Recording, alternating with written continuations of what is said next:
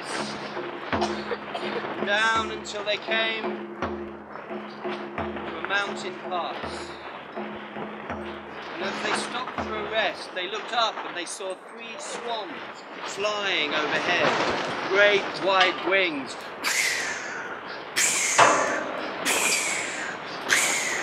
Powering their way down the valley. Eigil is hungry.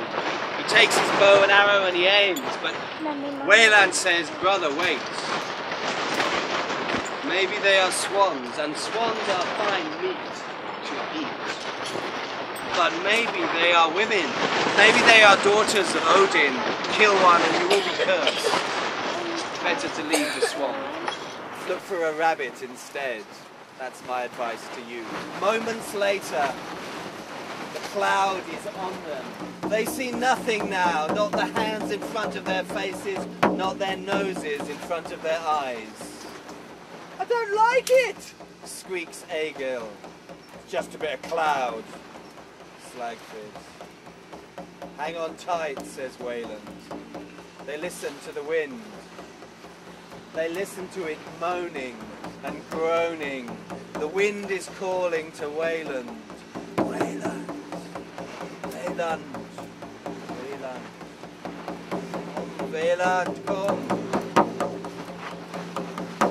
The wind grows louder, wilder. It's twisting around their legs, trying to suck them off the ledge. They hold tight, hold fast, hold tight, hold fast as the wind grows. And then a spear of fire splits the cloud in two, crashing against the rock next to the head of Wayland. And in that moment, the cloud is gone, and the wind is less. 3 swans circle overhead. They spiral down towards the lake. And as they approach the water, a strange change happens to them. 1 minute, powerful flying machines, all muscles and wings. The next moment, still, floating like perfect floating machines on the water, without effort, with perfect grace and poise. Eigil notices them. He says, "Who are they?" Slagfid says, "Oh, just some ducks." But Wayland knows better. He feels something in the air. He says, "No, boys, watch them. There's more to it than that." The 3 swans swim to the edge of the lake. They step up onto the shore. And again, a change. This time, out of their element, they wobble this way and that like ducks, ungainly, without the dignity that they hold on their element of water. And then they pushed back their wings and shook them in the wind, drying them. And as the brothers watched, the swans stretched their neck high up towards the sky. And it seemed to the brothers as if they were looking at 3 maidens.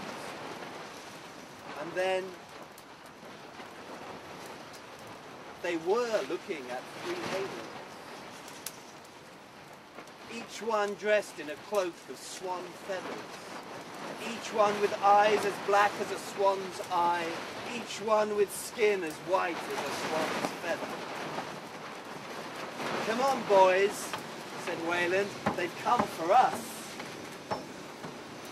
They raced over to the lake's edge, stepped out of it, dripping in the sunshine, and walked over to the 3 maidens who waited for their men with garlands of flowers. Black swan's eyes stared into the blue eyes of the mountain men.